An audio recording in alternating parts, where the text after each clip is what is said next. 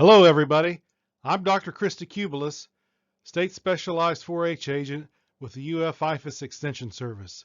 Today, I'd like to talk to you a little bit about 4-H poultry showmanship.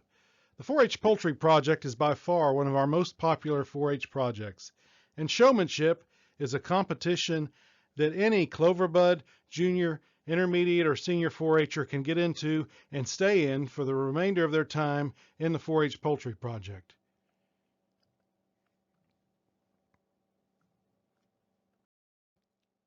What is poultry showmanship? Well, poultry showmanship is how you prepare and exhibit and present your bird at the show. So your bird isn't necessarily the one being judged, although the judge will be looking at your bird too, how well you prepared them for show. But 4-H poultry showmanship is exhibiting your bird to a judge to show off features that align with the breed standards of perfection and showing that your bird is in good shape, good condition and health, all while demonstrating your competence in handling and managing your bird. And these are done in a particular way. And it also helps if you have a well-trained, healthy, clean bird. So you need to have a bird that you're comfortable with and that you can easily handle in a show that's of an appropriate size for you and of an appropriate temperament for you to exhibit in showmanship. 3 things I want you to consider in showmanship. You've got to start at home, preparing your bird for the show. Some of you have a lot of birds, a large flock of birds. You're not going to win in showmanship if you go out a day before the show and just catch one out of your flock and decide, well, this is my showmanship bird this year. You've got to prepare weeks in ahead of time, at least, to start being competitive in showmanship. So you've got to prepare your bird for the show well ahead of the show, and you've got to have the ability to properly handle and exhibit your bird in a show in the right way. And you need to have knowledge about your bird. The judge is going to ask you questions about your bird, appropriate for your age group. And you need to be familiar with the parts of your bird, breed standards of perfection for your breed and for your variety, and general poultry knowledge. So how do you choose a bird for showmanship? Well, the bird has to be one of your project animals. You can't borrow your friend's bird typically to compete in 4-H poultry showmanship. You've got to have your own showmanship bird. And it has to be of a recognized breed. So you want to have a show bird that's of, a bird, either a large fowl or a bantam, that is of a recognized breed that can be exhibited in show. And the bird doesn't necessarily, though, have to. It can have some imperfections, and sometimes that's once you get into showmanship, you can, if a bird does not, if it doesn't meet all the standards of perfection, you can mention that as you're showing your bird off to the judge, and that might look good for a potential judge too. So don't be afraid if your bird does not meet all the standards of perfection for that breed and variety, because that's maybe something you can talk about while you're doing your showmanship. I would recommend choosing a younger bird that you're going to have plenty of time to work with, because you really do. The more time you invest in poultry showmanship, the better you're going to do at the show. Just like anything else, you put work in and you get results out. So size and temperament are important. Cloverbud, for instance, you wouldn't want to get a large, the biggest large fowl you could find. And also some breeds are tend to be flightier than others. There are some breeds that have a reputation of being a calmer breed, and so you need to do some research into breeds and into whatever size bird that you're comfortable handling to make your decision on which one of your birds is going to potentially be your showmanship bird. And the more you work with your bird, the better you're going to be, so better to start young. All right, so how do you prepare a bird for showmanship? You need to start by handling your showmanship birds daily. Get them used to being handled. Get them used to sound. Get them used to the human voice, the human touch, your voice, your touch. You need to practice walking around with your bird calmly. Practice picking up and carrying your bird in the proper way. Practice setting your bird up in a cage or on a table. Practice exhibiting the selected parts of your bird to an imaginary judge or a friend or family member, and typically that's done from beak to toe throughout in a very methodical manner, going through the various body parts of a bird in a particular way. So 8 to 12 weeks before the show. In other words, if you want to be competitive, don't just start the day before the check-in to start thinking about showmanship. 8 to 12 weeks before the show, I want you to be handling your bird daily. Practice presenting your bird either to a mirror or to an imaginary person or to a friend or what have you. If your bird has any damaged or broken feathers, sometimes people will go ahead, if they catch it this far out, to pull those out so they do have a chance to regrow healthy feathers. If you wait any later than this, you're probably going to be missing some feathers for the show. So if you're going to try to do this at this stage or before. Check for external parasites, lice, mites, etc., and treat. You don't want to be bringing birds that are carrying external parasites to the poultry show. So 3 to 5 weeks before the show, so about a month out, go ahead and continue handling your bird and practicing daily, and recheck for external parasites and treat as necessary. Sometimes, if you do have an infestation, it's going to take several treatments to get that infestation under control. All right, so 3 to 5 days before the show, you can bathe your bird. And there are a lot of videos out there, some better than others, on how to, and there certainly are different methods and different schools of thought to bathing your birds. You don't want to bathe your bird the day before the day of the show because you want to give the bird a chance to recover some of the natural oils in their feathers. But there are several schools of thought. There's the laundry tub with running water method, the 2-bucket method, the 3-bucket method. Basically, you're going to use some mild soap and wash your birds and dry them off, and then wash your bird, rinse them off, and then dry them off. And you can either use a blow dryer, and then there's some things you're going to do with some old toothbrushes, some nail clippers. I have found some videos here that I thought were pretty good to demonstrate different ways and different schools of thought for bathing your bird. Didn't feel like we needed to recreate those since these videos other people have done before us. Credit to those people. The day before the show, a lot of people like to reapply a small amount of petroleum jelly or mineral oil to some of the areas of the bird just to add a little bit of sheen there. And you can spot treat any dirty areas. So those of you with white birds may want to use some bluing in the wash water when you're washing your birds, but be very careful of that because too much of that can be too much of a good thing, and your white birds can have sort of a purplish hue. So be very careful when choosing to use some of those. They can be very effective at making that white pop, but be careful you don't use too much of that in your routine for washing your birds. All right, transporting birds to shows. This might not be something that you've thought of. You don't want to just get your show bird that you've spent so much time working with and so much time bathing and grooming, preparing to go to the show, and just put it in a wire cage and have the feathers get messed up and the bird just gets soiled on the way to the show. So they make some wooden show boxes that a lot of our season show people like to use.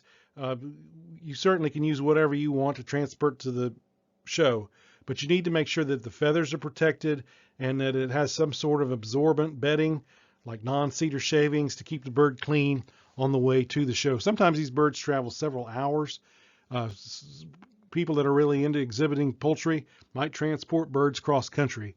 And so certainly they want to make sure that the feathers don't get damaged and that skin and other parts of the bird don't get damaged and that the birds don't get just soiled on the way to the show. So be very mindful. And like I say, I see a lot of successful poultry show folks transporting their birds in some of these wooden crates that protect the feathers and have a little bit of absorbent bedding on them. Your appearance at the show is important for showmanship because you're one of the ones you are on parade in poultry showmanship. The judge is evaluating you too. So read the rules of your show. Always, for any species of any animal that you show in any show anywhere, always read the rules and make sure you're following as far as shoes. A lot of times they will require closed-toed shoes, and then look and see what it says about dress. A lot of times, certainly 4-H or FFA attire, white shirt, dark pants, or tan pants.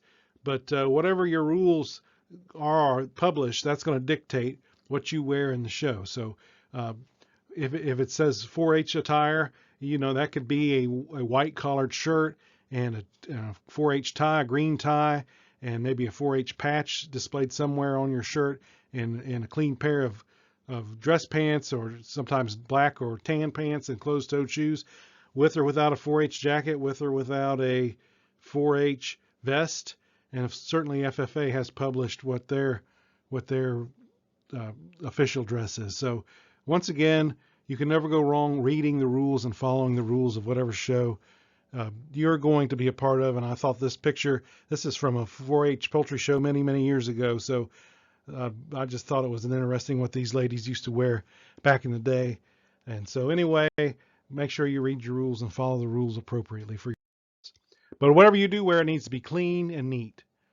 And you need to know how to properly handle a bird for the show. You need to know the parts of a bird. You need to know your class, breed, and variety, whether it's large fowl or bantam, or whether you're showing something like a turkey or duck or what have you. You need to know class, breed, variety, and you need to know some of those details based on your age group, clover bud, junior, intermediate, or senior. What's appropriate to know about your class, breed, and variety. And the judge will ask you questions about your bird, and they may ask you about other breeds. What are some other breeds in your class, or what are some other varieties in your breed? So you need to know that.